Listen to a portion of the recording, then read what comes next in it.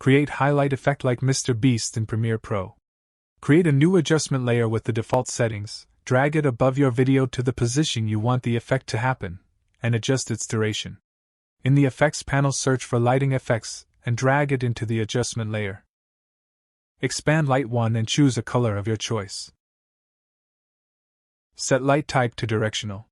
Click on the rectangle mask and adjust the mask in the preview until you have a shape like mine, which looks like the light source is out of the frame. Set mask feather to 100.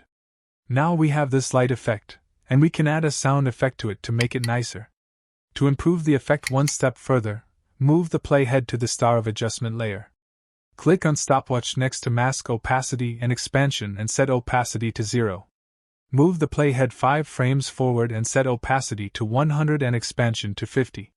Move forward 5 more frames and set expansion to 0.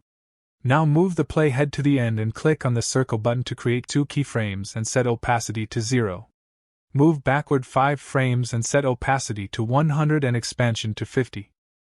Move backward 5 more frames and set expansion to 0.